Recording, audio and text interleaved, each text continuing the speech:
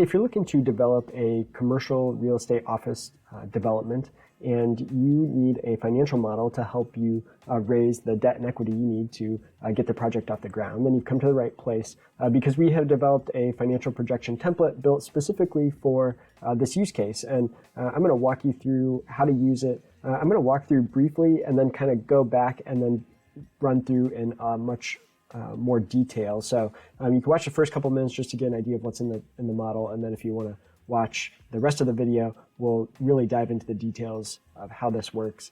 And if you stick around to the end of the video, as a thank you for sticking around, we're going to give you access in the description of the video below. We'll put a link to a form that you can fill out to get a discount code on this particular template if you decide you want to get this template to model your own project.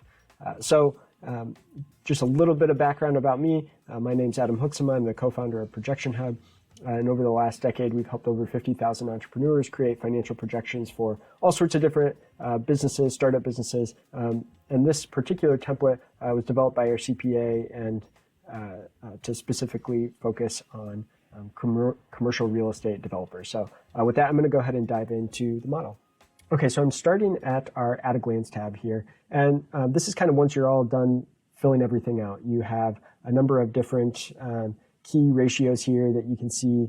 So your cash flow at a glance and different key ratios that you'll need.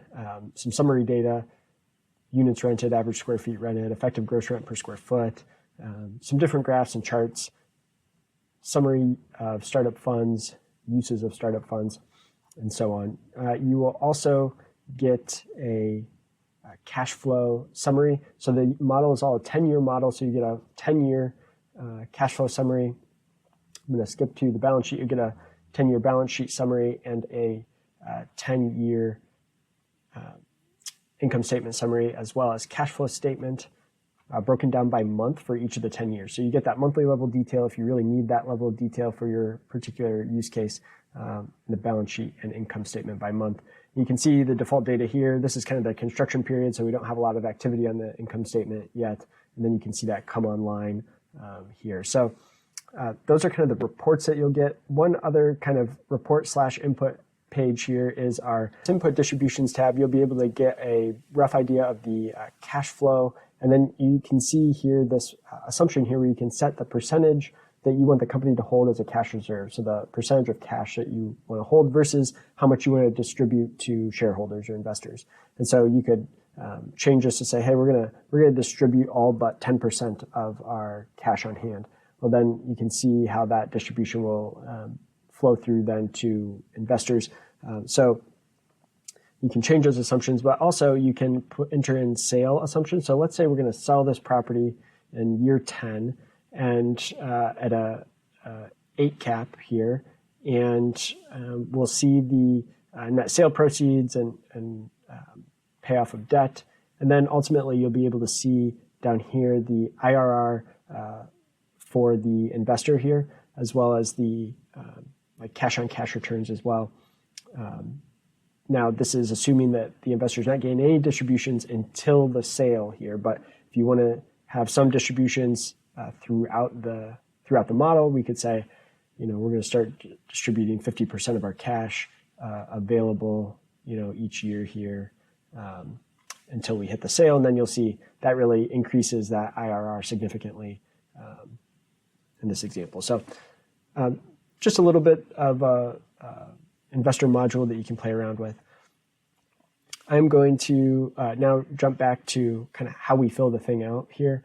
So we've got an input revenue tab, an input operating expenses tab, a salaries and wages tab, a financing tab, and a construction budget tab. All right, so these are the core input pages that we're going to need in order to kind of produce those financial statements.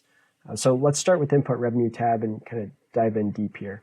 We have set the projection start month as January 1st, 2024 in this example.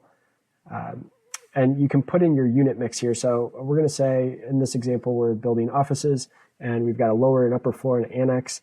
You can say the number of units, office units for each floor, and the number of square feet per unit. And then you have an annual rent per square foot assumption. We can set the month that we expect the units to be completed in the model, and then the month that those units will start to be rented. So we can see this lower floor is going to be ready, completed in month 17, and ready to start being rented right there in month 18. And then we're saying, hey, it's going to take 6 months for all the units to be rented. So it kind of disperses that the time to rent out all the units after it's complete. So this is kind of the time to stabilization, if you will. You also have the ability to add in additional revenue per unit per month. So things like parking fees or internet or storage fees, or maybe common area maintenance fees that you charge, different fees that you could enter in here on a per unit basis. You have the ability to add a annual rent increase here, and then a vacancy rate. And this also allows you to include bad debt in this as well. So basically, this is the percentage that you don't expect to actually earn. So, if you were 100% rented, you'd get, X number of dollars per month. But we're saying year one, we're going to have a 20% vacancy or bad debt, then going down to 15% and ultimately stabilizing at 10% vacancy and bad debt. You also have the ability, if you did add in these additional revenue per unit per month items, you can then say, okay, well, not all of our tenants are going to make use of those. So only some percentage are going to pay for parking, some percentage are going to pay for internet and storage and so on. So you can set those percentages here by year. And ultimately, that is going to allow us to calculate our potential gross income, our vacancy and credit loss, and our effective gross income as well. And then moving on now to our input operating expenses, you'll be able to enter in up to 10 different expense categories. And then from there, you can enter in several specific expense line items and put them in their categories like marketing or maintenance or unit turn costs, general and admin, that sort of thing. And then you have a lot of flexibility here to set the cost driver. So it could be an expense that is a per unit expense, or a per square foot expense, or an entire property expense.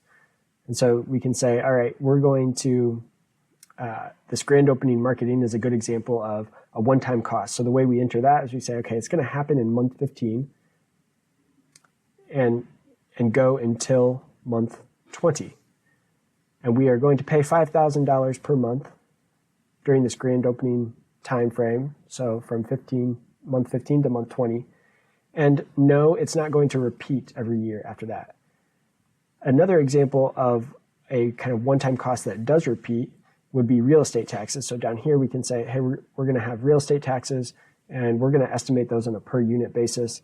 You could also do per property if you wanted to, but let's just say we're going to do this, model it as a per unit basis. In month 19, we're going to pay $5,000 per unit in real estate taxes in month 19. And then, yes, this is going to repeat every year in that same month. So the rest of these expenses you can see are, different maintenance expenses, utilities that you may have to pay yourself if you're not on a triple net lease.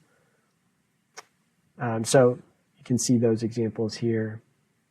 And over here, we can set a year-over-year increase for the expenses, so 2%, 3%, so on. You also have the ability down here to set expenses as a percentage of revenue. So let's say we wanted to hire a management firm to manage a property, and we're going to pay them 10% of revenue. And so you could enter that here. And maybe there's also just some general and admin expenses that we want to set up as a percentage of revenue, and we set that at 2%. We have the ability to set up a reserve for replacements line item here. So this is basically just going to set aside this cash as a reserve for replacements that's coming out of your operating income here. All right, and let's go ahead and move on to our input salaries and wages now. Let's say you are not going to hire a property management firm, but you're actually going to hire salaried positions to manage the property. You can see that this says this is an optional salary and wages tool. You could enter in, specific salary positions like a facilities manager or maintenance staff, Right now, I have this as default set to 0. So there's 0 employees here, 0 facility managers, 0 maintenance staff, because we did have the management firm here that we're paying 10% of revenue. So I didn't want to double count those, but I did want to be able to show you how that would work in the model. Okay, so now that we've entered in all of our revenue and expense assumptions, this is going to allow us to calculate our net operating income. Once we have that net operating income, we can use that along with ratios like a debt service coverage ratio to help estimate how much financing we can ultimately qualify for. So it's kind of the path here is we need to estimate how much operating income we think we might be able to generate on the property, assume a certain debt service coverage ratio that our lender is going to approve. And then from there, we'll be able to estimate how much financing we can actually qualify for. And that financing then, along with the equity that you raise, will ultimately kind of flow into what do we think we can get in terms of, to spend on construction. And so that's what we're going to dive into next. So here I'm saying, okay, kind of a typical starting point. Lenders are going to be looking at a 1.25 debt service coverage ratio. Is a pretty common number. So you may be able to negotiate different ratios with your lenders, but let's assume a 1.25 debt service coverage ratio. This means that our monthly net operating income, once stabilized, based on the assumptions we've already entered in, is $132,000.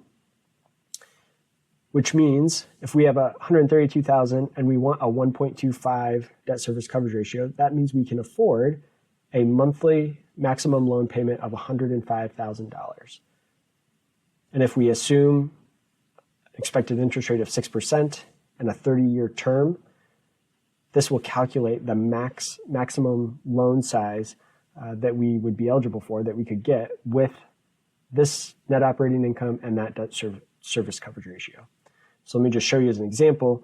If the lender says, hey, we're okay with a 1.2 debt service coverage ratio, the amount that you can borrow goes up. If it's a 1.3, we can see the amount that we can borrow here goes down. So we're gonna stick with the 1.25 for now.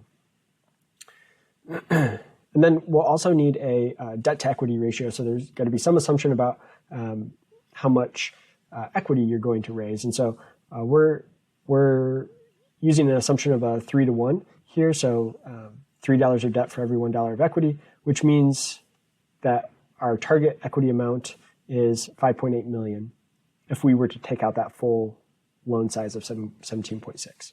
Okay, so now what we've done here is this is looking at what we've actually entered in here below. And then this part of the model is saying, okay, based on our construction budget on the next page, along with financing costs and other fixed assets, and the working capital we're going to need to operate the facility once it's done, I was checking to see, hey, do we have sufficient working capital? Do we have enough money to make this work? And so it'll say yes or no here. So here's where we actually enter in our equity sources. So to keep things simple, let's say we already purchased the land or some piece of the land or something for $250,000, and that's going to be our equity in the deal, along with we're raising $5 million from outside investors. So we've got $5.25 million in equity in the deal. So this is going to say, hey, your suggested equity amount above is 5.8. You only entered 5.2, so you've got this gap here.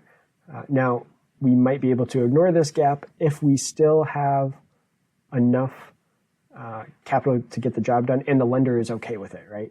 So if the lender says, no, you really, we want you to keep a 3-to-1 debt to equity ratio, then you're going to have to raise more equity, regardless of whether you can meet that construction budget number. Okay, so there's also going to be a number of kind of financing costs here that we've entered in. So we've got a construction period interest expense here, and it's calculating how much interest you'd be paying on the construction loan during the construction period before you're kind of stabilized the property. There's also likely going to be loan financing or loan closing costs. A lot of times those are percentages of the total loan amount. So I have this entered in up here as 0.02 of the total loan amount. In other words, 2% of the total loan amount. And then we've got some other ancillary costs like inspections or bank charges. Now, this is for the construction debt. We've also got our mini perm debt and our permanent debt that we've added into the model. And so we're able to add in some of those different individual expenses that are associated with that. Now, we'll kind of come back to look at this in a second, but what this is going to do now, it's going to say, okay, so we're looking at the construction debt piece here first, and we're saying, okay, we're going to borrow $17.6 million, and the construction loan is going to be at 8% interest-only payments. We'll be making interest-only payments during the construction period, and we're going to start paying interest in month 7 of the model. And then we have some refinancing assumptions. So we're going to refinance the construction loan once the project is built with mini perm debt, and we're assuming that's going to happen in month 35. So that gives us some time to get the construction done and get, kind of up and operating. And then we will refinance with mini perm. We'll refinance the whole $17.6 million with this new $17.6 million loan. And this will be at a lower interest rate of 6.5% is what we're assuming. And then a bit later, once the operation is fully stabilized and kind of operating for some period of time, we'll expect to hopefully refinance into permanent debt. And so we have that assumption here that we will refinance in month 60 with a permanent debt at 6% in this example. And so these 3 loans, the construction debt, mini perm, and perm debt, all come with their own financing cost, right? And so that's what we have entered in up here. The appraisals related to the permanent debt, the legal costs, the closing costs, inspections, that sort of thing. Okay, so that's really what we need to look at on the financing. Now, once we've kind of aligned, okay, here's what we have to work with on the financing. We think we can get this much in a loan and we can raise this much equity. That kind of sets our construction budget. What do we have to work with on construction? And so from there, you got to start playing around with how you're going to build the units with that construction budget. And so we've entered in hard costs, land development, furnishings, utilities. You can see parking lot, rental equipment that you might need to rent during the construction phase. Gives us a total development cost of just over $18 million. And you can kind of pace out the different, the cash flows of this by month. So you can say, okay, we're going to spend this amount between month 1 and month 5, and we're going to spend these hard costs between month 6 and month 12, and so on. Now, one thing I want to point out that I did here is I said, okay, we've done a lot of work here to get to this point. Now, is it realistic that we could actually build this proposed property at this cost? And here's what I realized. So if I took the total development cost of just 18 million, and in this field, I'm dividing by input revenue C42. If I go to that, that's input revenue C42 is our total square footage. So it's an 83,000 square foot building. So what that's giving me is a construction cost per square foot of $216. Now, a quick Google search will show us that $216 a square foot for commercial office space is quite low. It's kind of on the low end of the low. So we might not be able to make this project fly, right? And so this is the whole puzzle of doing a financial model for commercial real estate, is that now you're kind of back to playing with the numbers. You say, okay, well, the construction team says, I don't think we can get this building built for 18 million.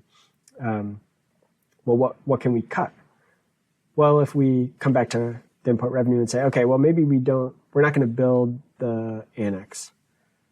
So we just get rid of that. We're not going to build the annex units. That's going to reduce our cost. Now we can do it for the 18 million. Well, your problem is that also reduces your revenue potential, right?